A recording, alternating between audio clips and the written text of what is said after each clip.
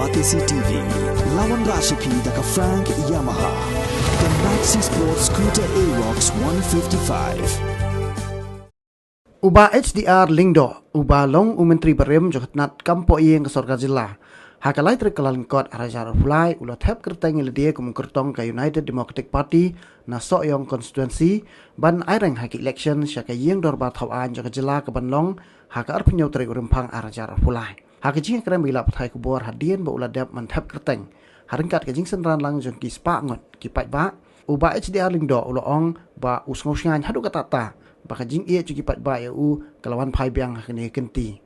Shushu loong baki pat ba kin sai ia ke result kaban sami ha ka arter uluper arajar fulai ya kini ke jing ia cuki pat ba ki ban sepenjak biang u ha kene ke election.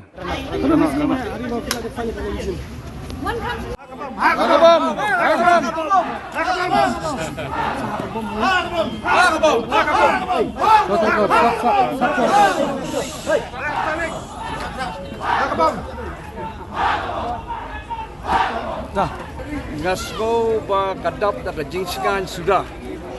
Bangayui ba kajingi jong upay ba kalawan pai biang mentah.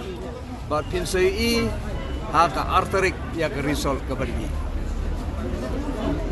Kaba kimat ba kamat nga kalong ba ngan hapan serdap ngan hapan repair ya ka jingjot jong konsensi.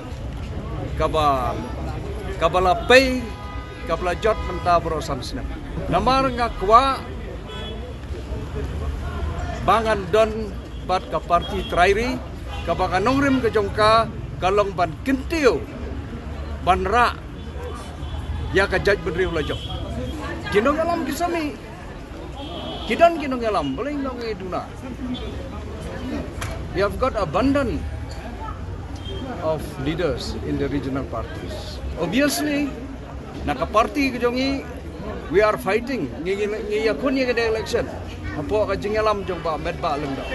If the party comes to power, obviously ba med ba lengda will be the leader.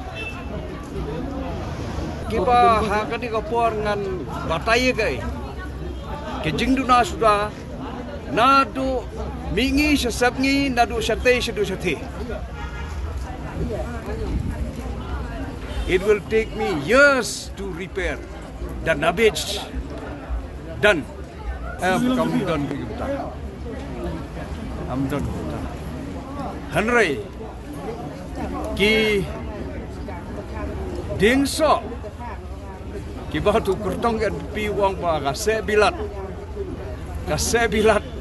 badon dingso ngangampat jiosgo bamenu ding bilat un sok eh hari tang gitu kisok tang ki badon sia te ki lada pisiat ki hap lada piyu te gitar te menta ki briu ki latar ya kan ke NPP na so yung sursi kata te pino kuno ngangan patay ye gai ngan komen ye gai ye kata kata kalong baik ka jing so briu